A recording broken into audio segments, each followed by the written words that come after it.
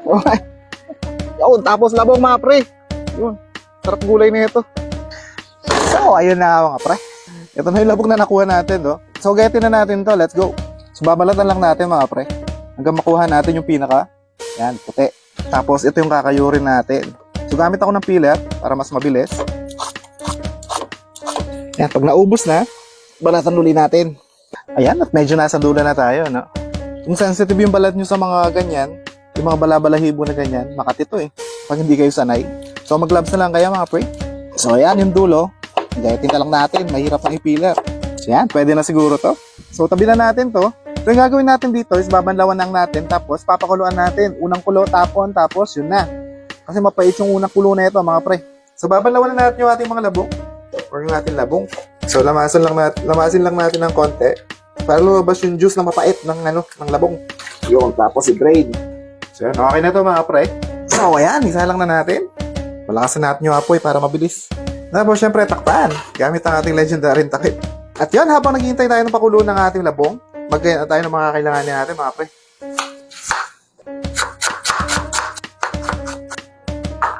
Bawang.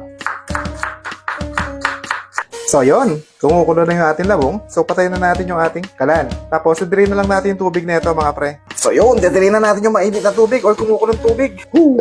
Yan, palamigin lang natin ng konti. Tapos, pigain na natin, mga pre. At habang naghihintay tayo na lumamig yung ating labong, syempre, masarap yon ng may piniritong isda.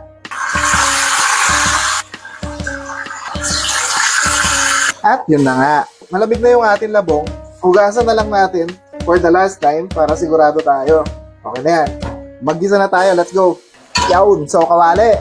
Tapos maglagay ng konting mantika. At yun, maglalagay tayo ng konting baboy. Pang sahog lang, mga pre. Yan, pampalasa lang. So, yawn. Pwede na ito, mga pre. So, lagay na natin yung ating sibuyas. Dami sibuyas sa fiesta. Giveaway sa ating bawang. At yun, pag medyo sunog na yung bawang sa sibuyas, mga pre, lagay na natin yung ating labong. Siyempre, paghahalo natin yan.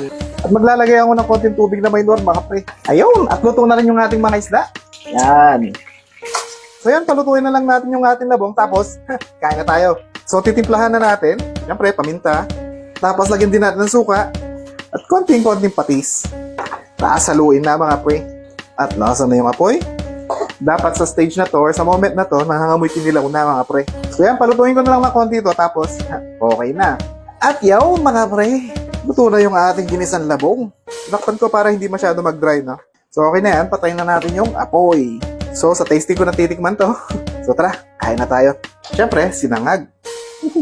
Yan. Tapos, yung ating labong. Tapos, ang ating piniritong isda. Tapos, ang ating sausawan. Toyo lang. Taas kalamansi. At siyempre, pang matapang. Sili. Yun. Tingnan na natin, mga pre. Yan. Mainit pa. Labong.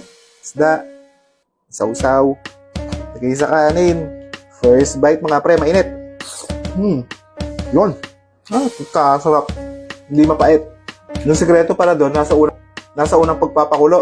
Dapat maluto daw. Para matanggal yung pait. Masarap. Napakasimple ng ginisa pero ang sarap. Lalo na may isda. Tapos may sili.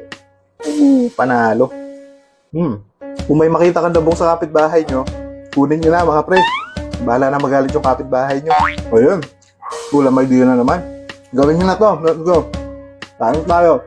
Masarap talaga yung partner sa isda. Sarap.